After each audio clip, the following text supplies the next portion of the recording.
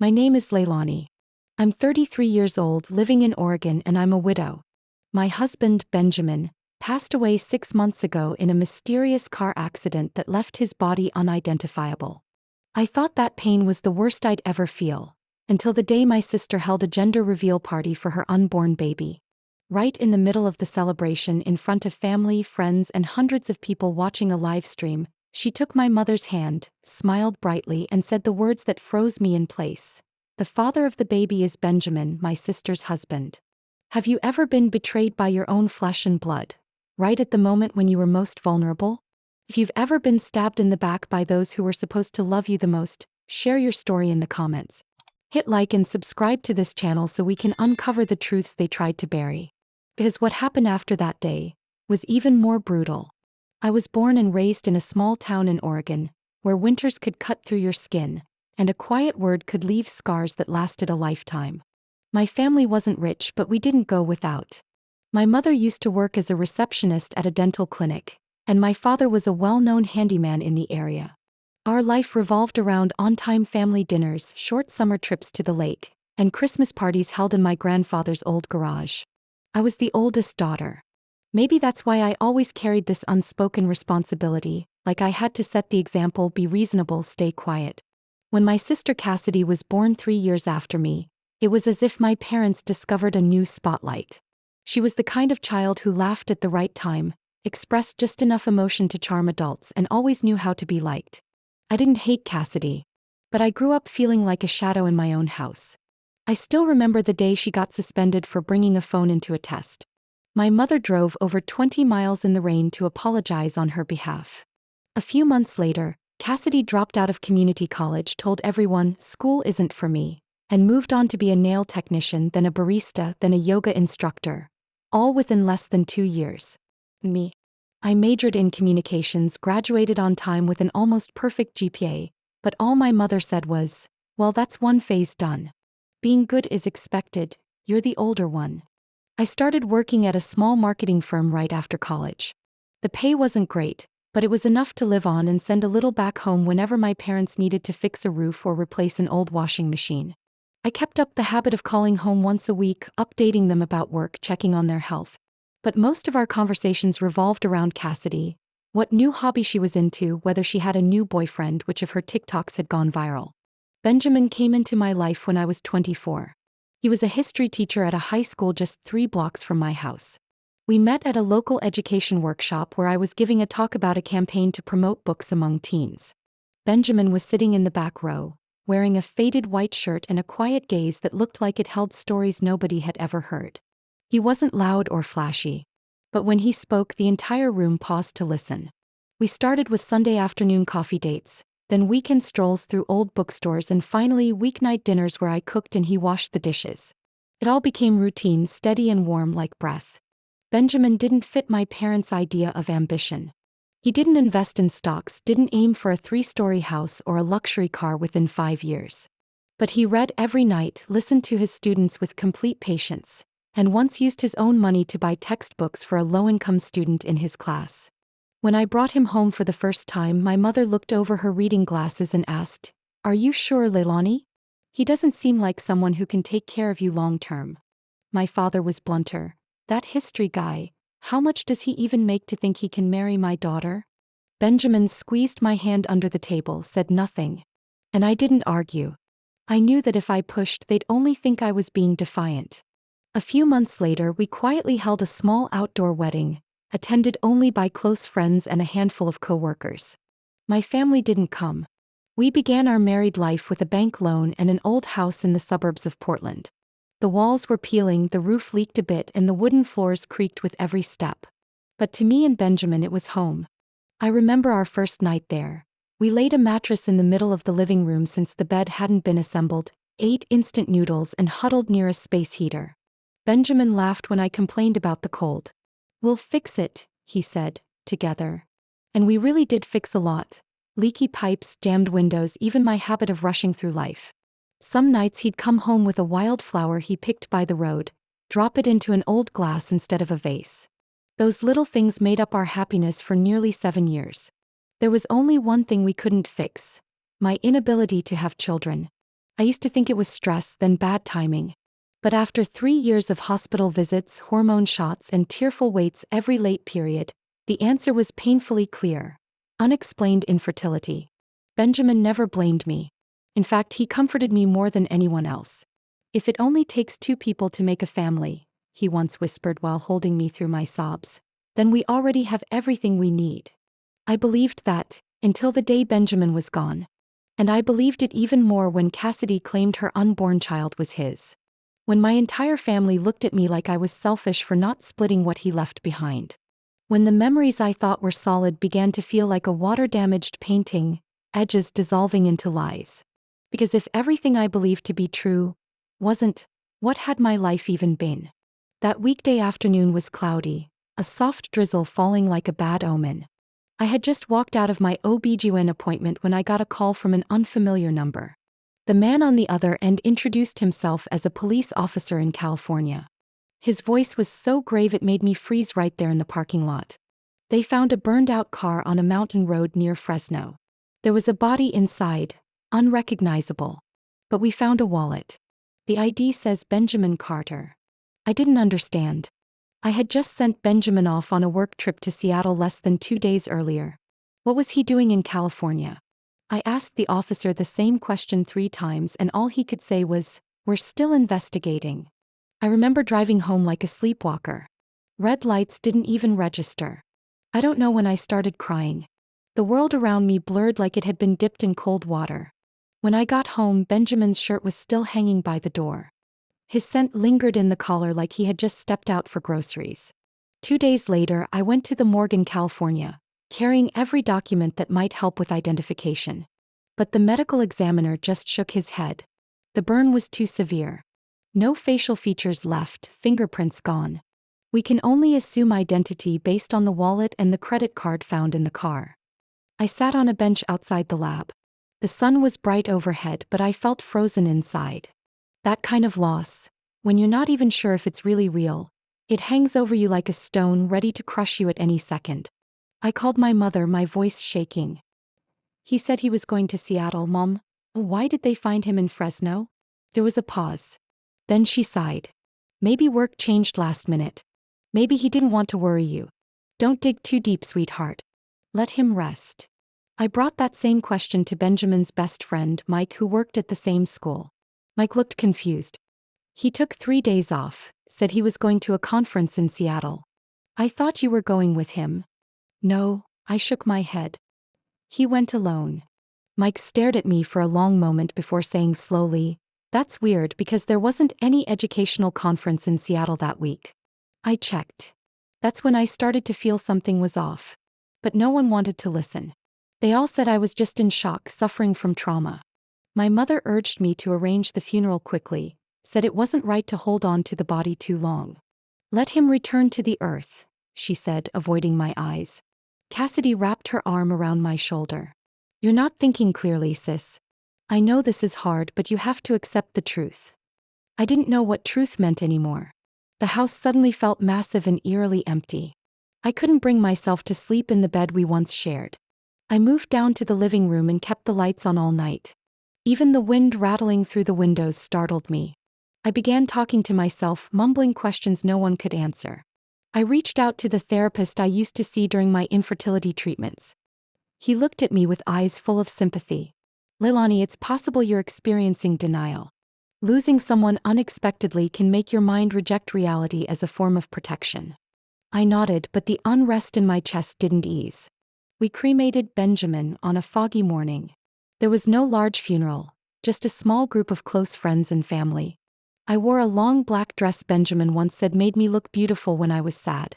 The moment the urn was placed in my hands, I felt myself break.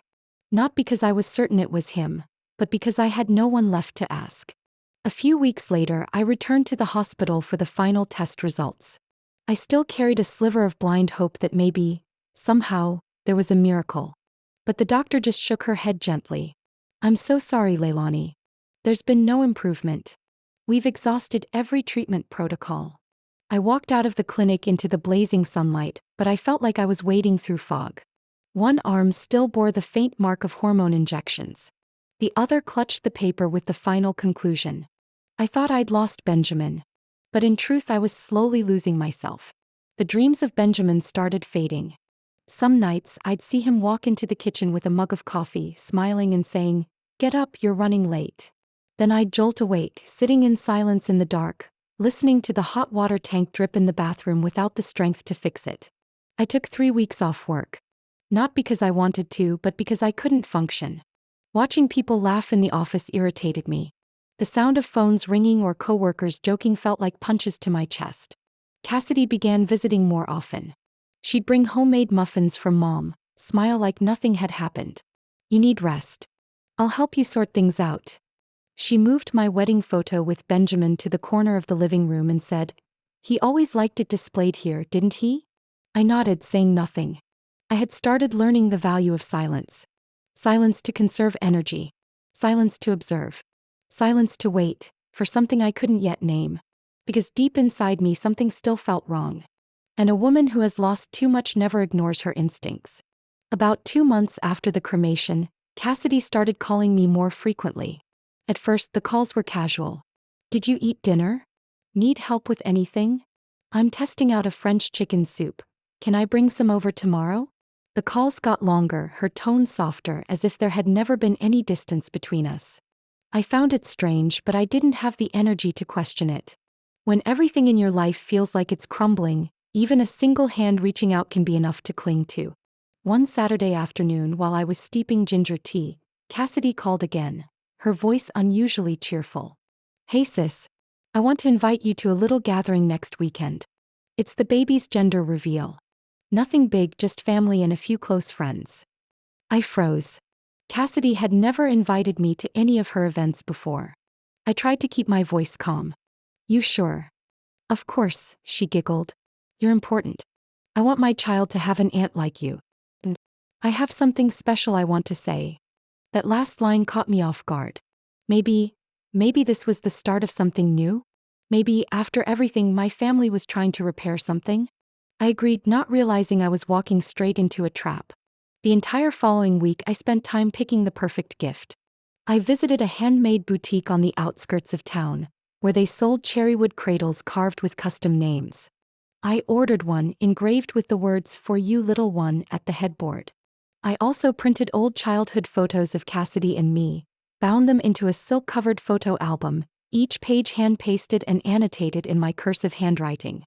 Not because I adored Cassidy, but because I desperately hoped, however blindly, that beauty and sincerity still had a place in this family. The day of the party brought mild sunshine and a light breeze. I arrived 10 minutes early, carrying the cradle and the photo album. My parents' backyard was decked out with pink and blue balloons lining the walkway. A "big boy or girl" banner hung across the lawn, surrounded by colorful sweets and a 3-tier buttercream cake that sparkled in the sun. Cassidy stepped out of the house wearing a flowing pale pink maternity dress. Her face glowed, hair in soft curls, lips glistening with gloss. She hugged me lightly as if touching fabric and whispered, "I'm so glad you came." I handed her the gifts. She gazed at the cradle, then opened the album. Her eyes lingered on the photo of us sitting by the lake, our faces smeared with vanilla ice cream, laughing like there'd never been a rift. Cassidy smiled, but I couldn't tell if it was from emotion or calculation. "Thank you. I didn't expect you to go all out like this." "It's for my niece or nephew," I whispered. More guests arrived. To my surprise, several of them were people I never thought would show up, including some of Benjamin's former co-workers, the same ones he used to attend teaching conferences with. Luke, the curly-haired guy who once had dinner with us 2 years ago, was now chatting comfortably with Cassidy by the drinks table. I walked over and greeted him. "Hey Luke, how do you know Cassidy?" He chuckled. "We've met a few times at parent-teacher meetings. She used to come with Benjamin." I froze. "You mean, before he passed?" "Yeah, last year. They seemed pretty close." I forced a smile, unsure how to respond. My heart started racing. Something didn't feel right. By late afternoon, the atmosphere had become festive. Everyone gathered in the center of the yard for the big gender reveal. Cassidy stood in the spotlight, holding a microphone, her eyes gleaming like a performer about to take the stage. I stood near the back, still holding a glass of untouched lemonade. Cassidy took a deep breath and spoke loudly. Before we find out if it's a boy or a girl, I want to share something important. Something very personal, but I believe everyone here deserves to know. I saw my parents step out and stand behind her, holding hands like they already knew what was coming. Cassidy turned and looked directly at me. That gaze sent a chill down my spine. The father of this baby is Benjamin Carter. A deadly silence fell over the backyard. I felt my heartbeat drop like a stone. My head was spinning, but I still heard someone gasp, "Oh my God." I looked around. Some people covered their mouths. Others subtly lifted their phones to record. And my parents? They didn't look shocked. They nodded, confirming Cassidy's words. Cassidy continued, her tone calm and authoritative. "Benjamin and I were together for a while. I know this is painful for Leilani. But this child is blood. He is Benjamin's only child.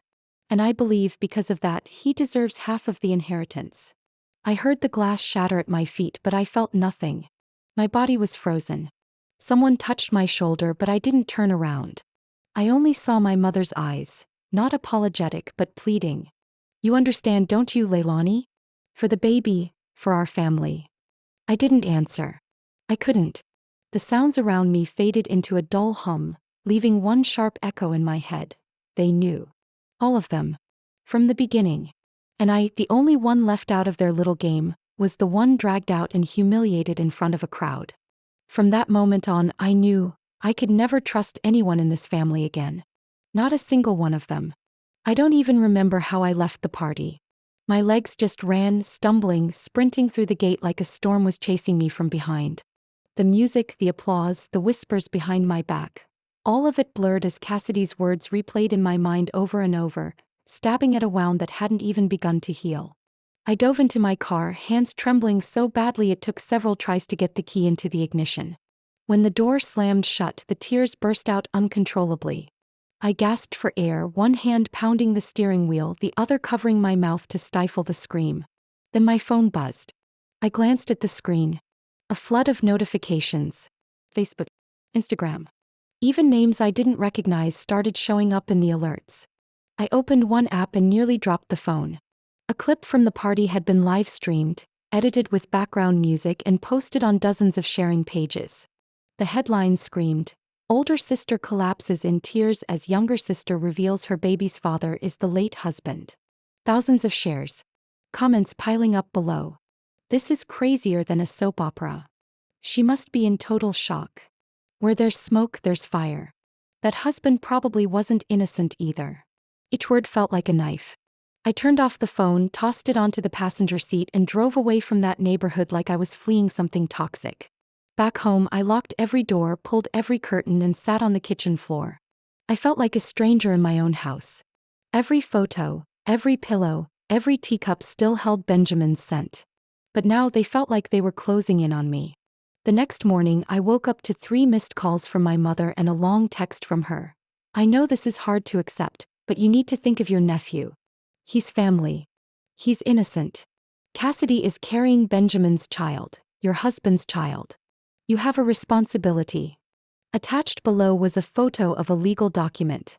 Petition for temporary guardianship over real estate assets to protect the unborn heir's interests. I had to read it 3 times to process it.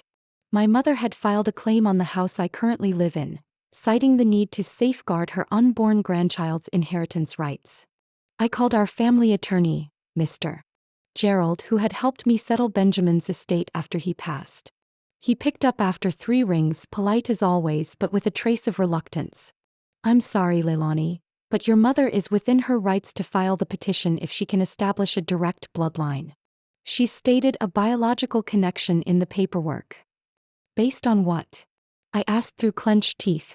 "On a pregnant woman's claim and a live-streamed party clip?" Gerald sighed. "There hasn't been a ruling yet. But Cassidy has already filed a lawsuit. You'll be receiving a court summons soon. I suggest you prepare." That afternoon, a special courier knocked on my door. In his hand was a thick envelope marked with the seal of the Multnomah County Court. I signed for it with a cold hand. Inside was the official lawsuit.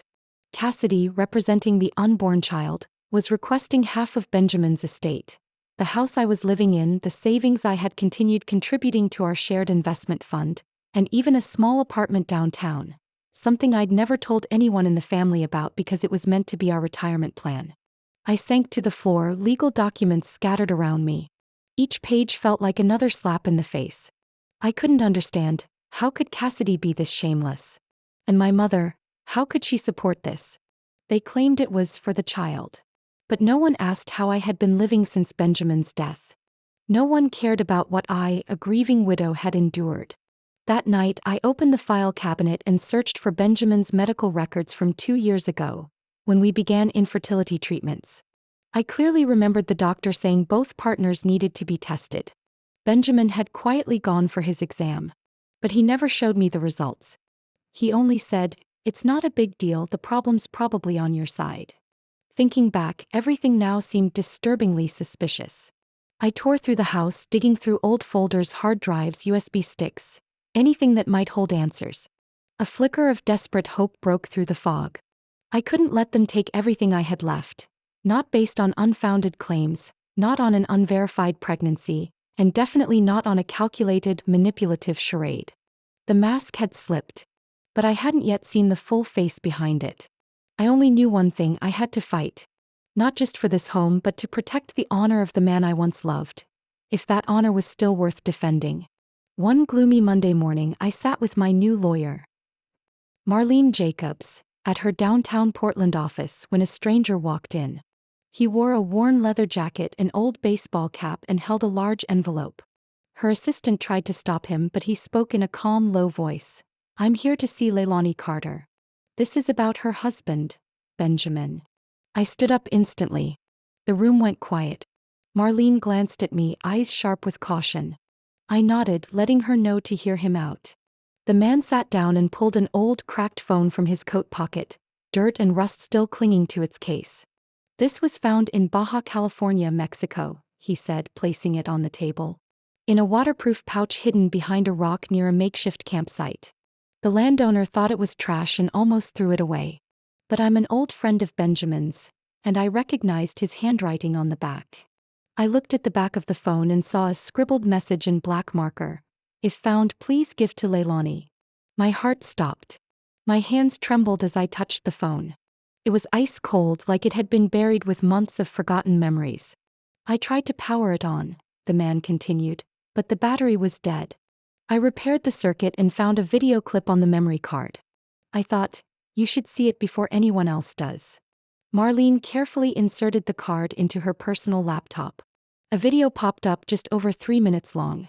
I didn't move as Benjamin's face appeared. He wore a worn gray shirt, sitting in a small bare room with rough plastered walls. A curtain made from cloth hung over the window behind him. He stared directly into the camera without blinking. His voice was rough but steady. "If you're watching this, it means I'm in danger." I didn't make it back. I covered my mouth. Benjamin looked thinner, stubble on his jaw, dark circles under his eyes. But it was him. The man I once fell asleep beside every night. The one I had grieved for months. "I didn't die in that crash," he went on. "That burned car. I wasn't in it. Someone staged it. Probably to silence me." He swallowed hard, speaking slower now, each word heavy.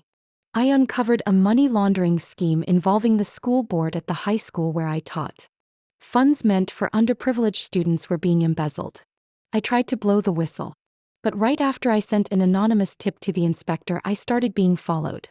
My brakes were cut once, my laptop destroyed, spyware installed on my phone. I couldn't go to the police. I didn't know who in the system might be involved." Benjamin paused, glanced to his left as if listening, then lowered his voice. "I left to protect Leilani. They knew I'd reported them and they wouldn't stop. If I stayed, she'd be next. These people erase evidence. They make people disappear without a trace. If you're seeing this video, please tell her I didn't betray her. I love her. Everything I've done was to keep her safe." The screen went dark. The room was silent except for the sound of my own breath. I stared at the spot where Benjamin's face had been, tears streaming down without me realizing it. Marlene regained her composure in front of me. "We need to back up this data immediately. If this video is authentic, it not only proves Benjamin is alive, but that the entire accident was staged. More importantly, it could dismantle Cassidy's entire case." I turned to the stranger, my voice still choked. You said, you're an old friend of Benjamin's? Well, Robert's, he nodded. We went to college together. We weren't close but reconnected about a year ago. Benjamin told me vaguely that he was in some kind of trouble and asked if I could help him find a place to lay low if needed. I didn't hear anything else until the caretaker of that property reached out. When I saw your name scribbled on the back of the phone, I knew I had to bring it to you. I nodded, my heart swelling with both hope and unbearable pain. Benjamin wasn't dead. But he left without telling me. While I was burying myself in ashes, he was hiding somewhere, silently holding on to the truth, leaving me to endure the agony and betrayal alone. My emotions were tangled in a way I couldn't even begin to express. But one thing was clear. From that moment on, the battle had shifted. I was no longer alone. I had proof. And I had a reason to fight back against everything Cassidy, my family, and that broken system were trying to bury. I couldn't sleep for 3 nights after watching Benjamin's video. My heart felt split in two. Part of me wanted to believe he was alive, the other part couldn't forgive him for letting me suffer those horrific months without him. But when I saw his face on the screen, worn and hollow, I understood. He wasn't the same Benjamin anymore, and I wasn't the same Leilani I was a year ago. I returned to Marlene's office with a clearer goal. I want to hire a private investigator, I said directly. The best one you've got. I want everything on Cassidy. Every relationship, every financial trail, every digital footprint if possible. Marlene looked at me and nodded slowly. I know someone. He's not cheap, but he's worth every penny. 2 days later, I met Thomas Griggs at a discreet coffee shop near the Hawthorne Bridge. He was a tall, lean man in his 50s, with sharp eyes but a surprisingly calm voice. I've reviewed the lawsuit, he began. You want me to find Cassidy's weak points, is that right? Not just weaknesses, I replied. I want the truth. Every piece of it. I want to know who she really is, what she's hiding, and who's backing her. Griggs nodded once. Give me a week. 3 days later he called. You'd better come to the office. We have something to talk about. In the dimly lit meeting room, Griggs laid out a series of documents, printed photos and a USB stick. His voice was steady, each word hitting like a strike to my spine. Cassidy Thompson is currently over 8 months pregnant. Her medical records list the father as a man named Dwayne Lester, 36, previously convicted of third-degree drug trafficking, currently serving a 12-year sentence at a Nevada state prison. I sat frozen. Griggs continued. They lived together for about 4 months in Las Vegas less than a year ago. I've got the lease agreement, surveillance footage from the apartment complex, and phone logs showing weekly calls from Cassidy to the prison. My breath grew shallow, hands clenched tightly. And the so-called evidence she submitted to link herself to your husband? Griggs handed me a folder of printed images. Most of it was generated or altered with AI. Several of the photos have Benjamin's face poorly pasted onto other bodies. Lighting and resolution are inconsistent. I had a forensic imaging expert review them. All show signs of manipulation. I flipped through the photos. Those fake embraces, those photoshopped smiles between Cassidy and Benjamin that had tormented me for weeks, now exposed as cheap tricks. Griggs wasn't finished. He showed me a statement from an old investment account once under Benjamin's name, held at a small bank in Utah. Benjamin began investing in education stocks about 3 years ago, he said. Initially just a few $1,000s. But by the time he disappeared, the account had grown to over $1 million thanks to a buyout of a private education system. I went numb. I had thought Benjamin was a simple man content with just enough. It turned out he'd quietly been preparing for something much bigger. Maybe for us, or maybe for his escape. Why didn't my family say anything about this money? I asked, barely whispering. Griggs looked at me for a long moment before answering slowly. I believe they knew. I found a short audio clip, your mother and Cassidy discussing the estate.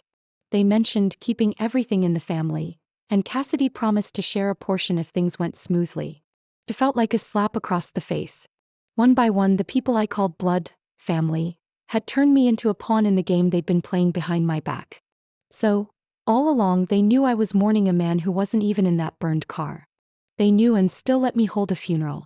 Still let me live in a lie, only to fight over the remnants of my life. I had no tears left. Only silence. But it wasn't the silence of someone broken. It was the silence of someone who had decided it was time to act. Griggs looked at me as if reading my mind. "I'll keep tracking their financial moves," he said. "But now you have everything you need to bring the truth to court." I nodded. When I spoke, my voice no longer trembled. "Then it's time Cassidy learned that the little house she built, her baby bump, her lies, her fake pictures, her curated story, none of it can stand against the truth." And I swore even if it meant facing down my entire family, I would not back down. The court date was set for a bitterly cold Wednesday morning in mid-December. I walked into the courtroom wearing a charcoal gray coat, clutching the thick file of documents Marlene and I had spent weeks preparing. The gallery was nearly full, mostly media vultures hungry for drama more than justice.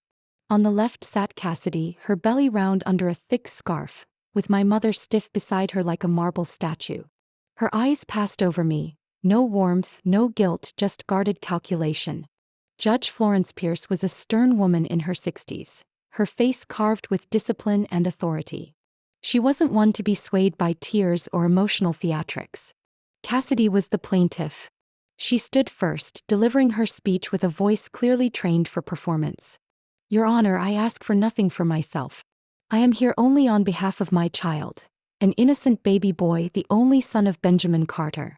All I ask is for my son to receive his rightful inheritance. Nothing more, nothing less." Her attorney, a silver-haired man named Reed Thompson, stood and presented their key evidence: a DNA result comparing the unborn baby with a hair sample allegedly taken from Benjamin's personal brush.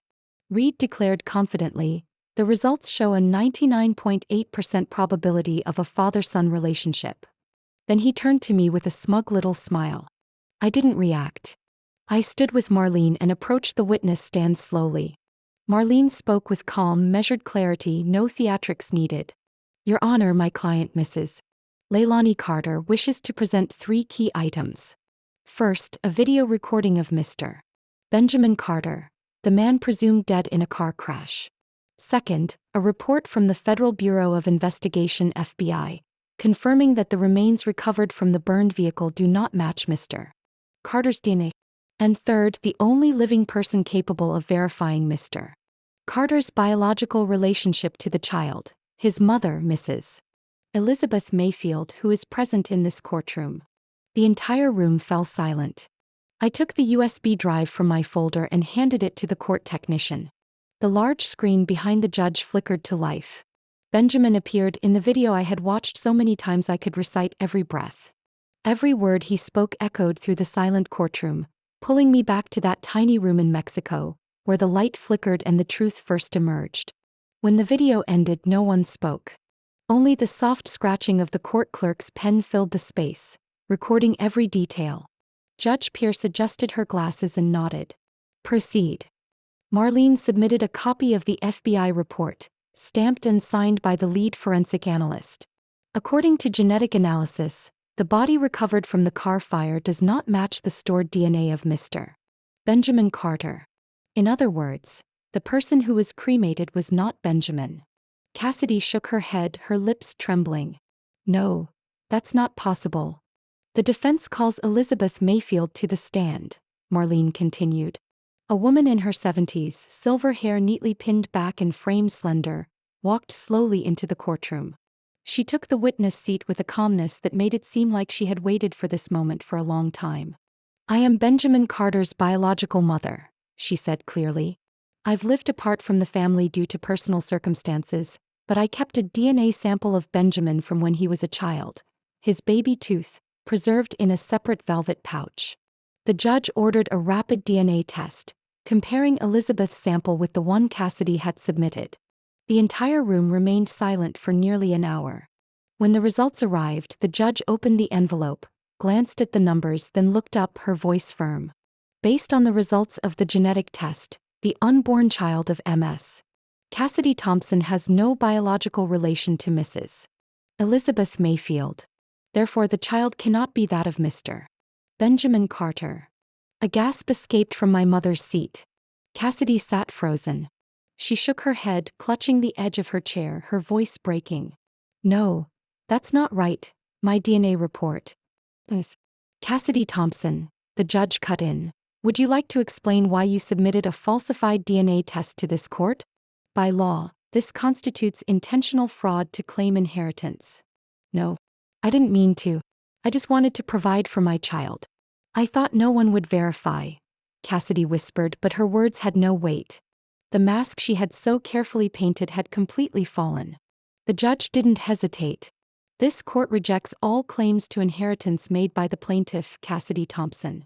The presented evidence constitutes organized fraud with possible criminal implications. The case is hereby referred to the Multnomah County District Attorney's Office for further investigation. Court is adjourned. I sat motionless. The courtroom erupted into whispers and murmurs. My mother slumped in her seat, eyes wide with panic. She didn't look at me. Cassidy began to sob, crying loudly, but no one believed those tears anymore. I stood, gripping Marlene's hand, saying nothing. What remained in me wasn't rage or sorrow. It was deep, quiet relief, as if I had finally shed the thick layer of ice that had weighed down my chest for months. Because truth, when strong enough, doesn't need to shout. It just needs to be placed in the right spot at the right time. And today I had done just that. The day the trial ended, I returned home just as the city lights were turning on. The street lamps cast shadows across the car windows, making the world outside ripple like tears I hadn't yet wiped away.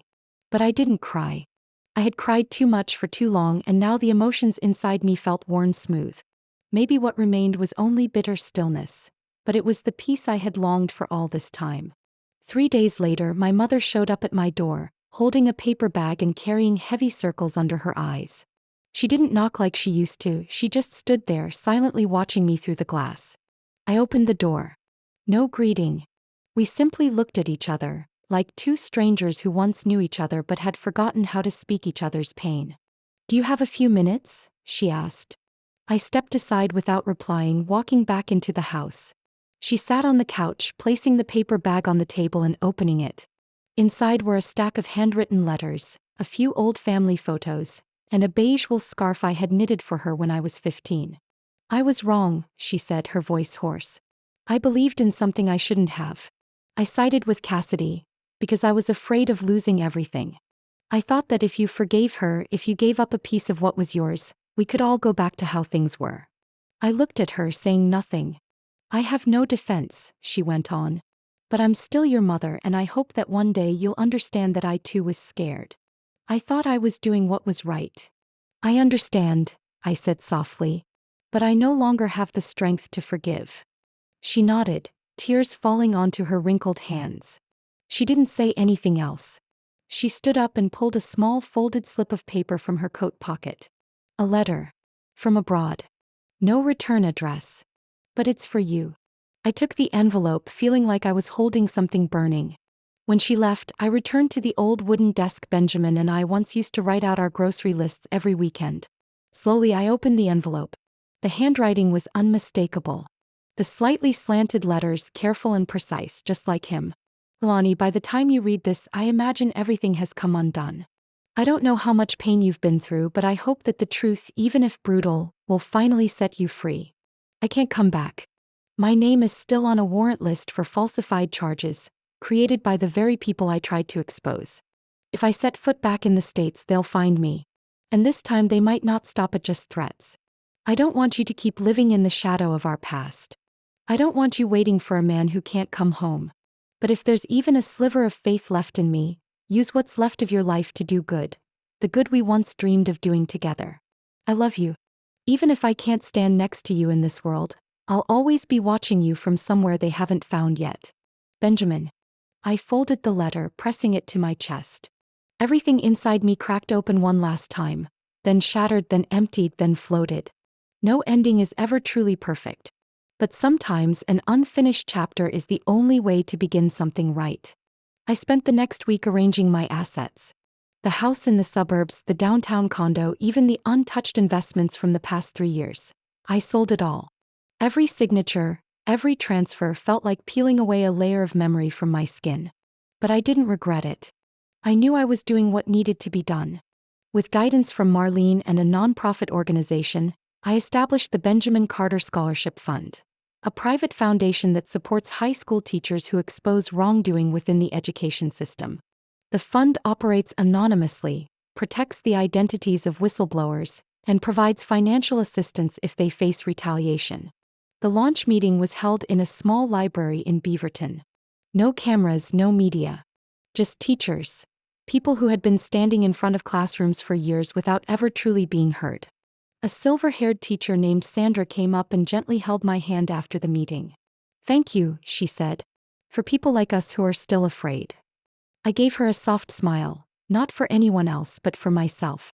After everything, I no longer needed to cling to the things that once represented a lost love. I just needed to hold on to the reason that love ever meant something. And I knew somewhere out there Benjamin was smiling too. Not because he was forgiven, but because he knew I hadn't let the pain turn me against the very ideals we once believed in. I left Portland at the beginning of spring, just as the last patches of snow melted down the familiar slopes and the sky finally shed its gray, oppressive weight from months of grief. I packed my luggage into the trunk, just a few boxes of books, a few dresses, a letter from Benjamin, and some small keepsakes to fill a new room, no more than that. I didn't bring a single piece of furniture from the old house. I wanted to start over in a place unburdened by memory. The town I chose lay in the mountains of Colorado. It was called Aspenfield, a name that felt like peace. There were no big shopping centers here, no modern movie theaters, but there were pine trees that rose like solemn spears, an old bookstore tucked between two red brick buildings, a coffee shop run by an elderly couple who'd been there for over 30 years, and people who lived slower, breathed deeper, and spoke less but meant more. I rented a 2-story wooden house with a wide porch and a backyard just big enough for planting lavender. Every morning I woke up early to brew coffee, then sat by the window writing with a view of the mountains. I began to write about my life, not to complain, not to reclaim anything. Just to record it. To record what had been distorted, the beautiful moments once overshadowed by lies, and the cracks that time couldn't seal but that I had learned to live with. I titled the first book What Remains After the Truth. I sent the manuscript to an independent publisher in Denver. Not long after, an editor called back and said they wanted to publish it. She said, "This isn't just a story. It's a voice for everyone who's ever been pushed aside by their own family." I didn't cry hearing that. But I did smile. A real smile for the first time in a long while. One afternoon in early May, as I was watering the backyard, a car from social services pulled up at the gate. I had registered to be a temporary guardian for orphan children in the area. Partly because I wanted to do something meaningful, and partly, maybe because there was still a space in my heart that had never been filled. A social worker stepped out and opened the back door. A little girl around 6 years old emerged, her jet black hair tied up high, clutching a worn-out stuffed bear tightly. She looked at me, her eyes clear but quiet, the kind of gaze that reminded me of myself at 12, when I first realized that even adults could abandon one another. "What's your name?" I knelt down and asked. The girl hesitated for a moment, then replied so softly I had to lean in close to hear. "I don't remember my full name. They just call me Pumpkin." I gently touched her hair and smiled. "If you're okay with it, I'd like to give you a new name. One for a new journey. Would you like that?" She nodded softly. I looked into her eyes without a second of doubt. "Then from today on, I'll call you Hope." That night, Hope slept on the little bed in the room next to mine. I placed a moon-shaped nightlight by her bed and hung a hand-painted picture on the wall, 2 hands gently reaching toward each other in a field of light.